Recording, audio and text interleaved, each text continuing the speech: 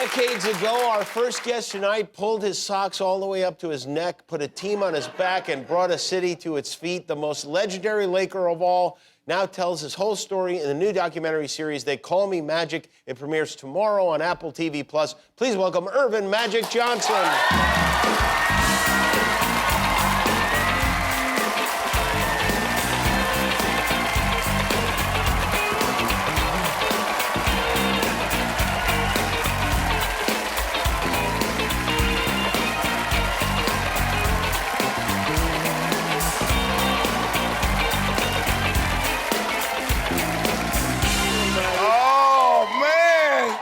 What does that song mean to you? Man, listen, that's what got me in trouble with Kareem.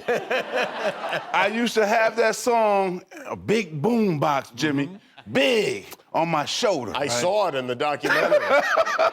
I would come in, the flashlight, all of it. Kareem didn't like that at all. No, Kareem didn't like that. P-Funk, none of that. None of that stuff.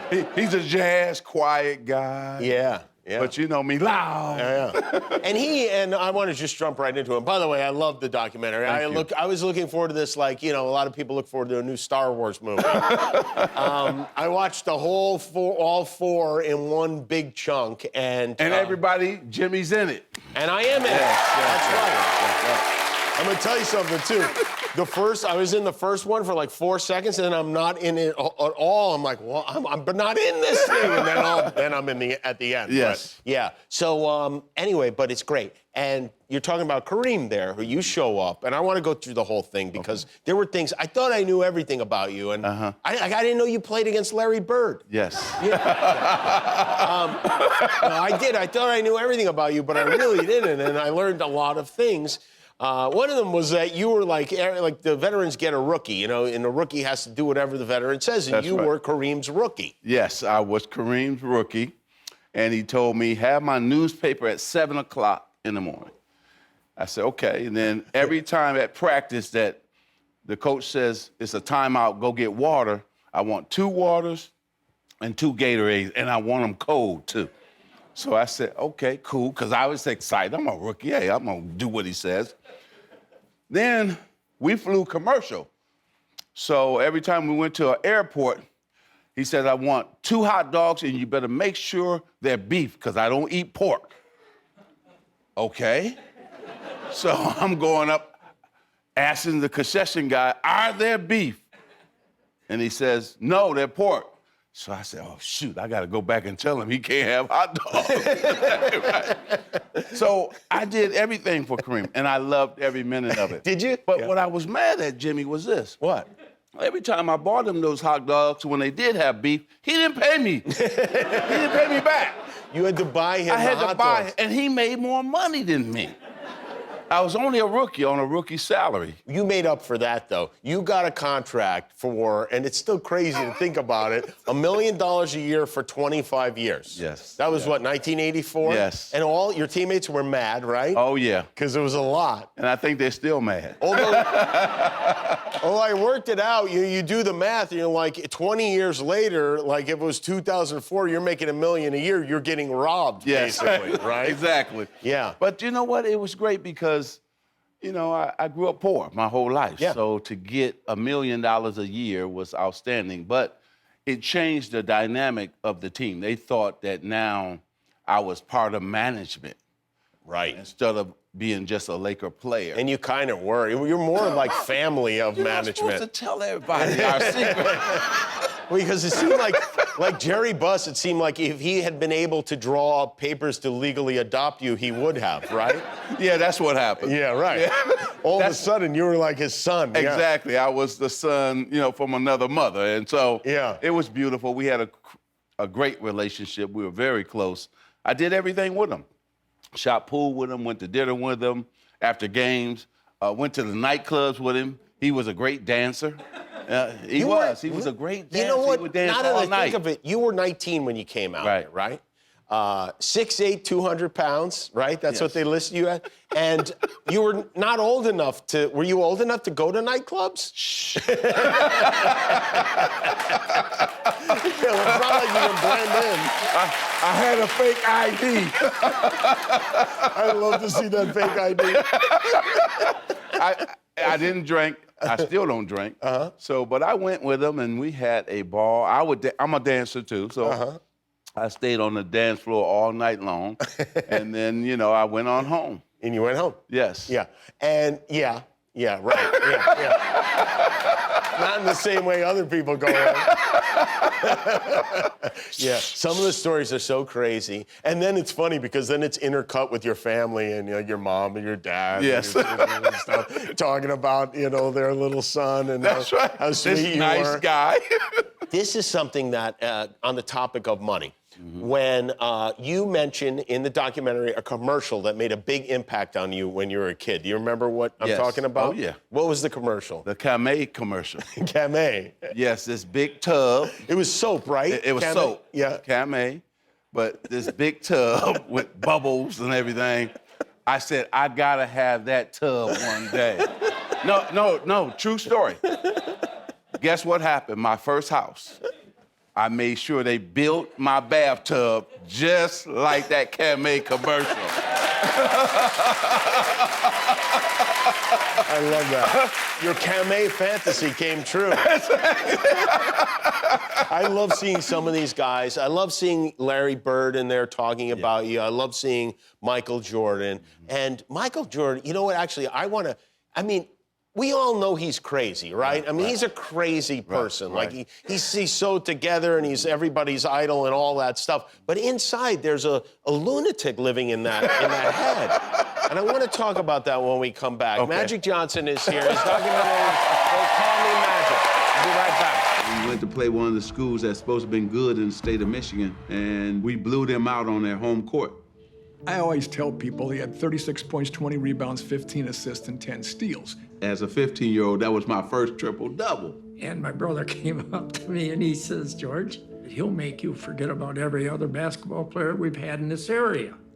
It was the most amazing performance I'd ever seen by anybody, and he was his second game of his high school career. That is talking about Irvin Johnson. Pre-Magic Johnson. So you won championship in high school, in college, in the NBA, obviously, Yes. many, and as an Olympic champion. Has anyone ever won all of those things? Very few guys. I don't think know any of them have won they? that many championships. I don't know. Yeah. Because listen, I only cared about winning. And I'm still like that even today. I just love to win. And It was so interesting talking about caring only about winning. Your friendship with Isiah Thomas, which seemed to be like you guys really bonded so intently, and then you gave him a shot in the NBA Finals, and then you guys weren't friends at all anymore That's for a right, really long because time. He was getting in the way of my championship. So, listen, Jimmy, you can't get in the way of winning for me. Yeah. Because I hurt you. It's just that way. Because Remind me not to ever do that. Yes. Because sometimes you tried me, and I had to remind you I played in the NBA. Yeah, well, not just and played. you played rec ball. Yeah. Barely even that. Okay. So there's really an amazing episode of this documentary in which you talk about HIV and how you found out and how quickly it all happened, that you had to have a press conference and you had to tell Cookie, your wife, and she was pregnant. You were worried she had HIV. Right. You were worried the baby had HIV. You thought about taking your own life. Like heavy, heavy stuff. Right. So then you go through this, and everybody's there for you, most everybody, and then you come back in 1996, I think it was. I was at that game when you came back. Right. It was unbelievable. You beat the Warriors. You played great. It was everything you could have hoped it would be. Next game, you play the Bulls. Yep. And what do Rodman and Jordan do in that game? Oh, man. They first of all, they really showed me the difference between a championship team and a playoff team.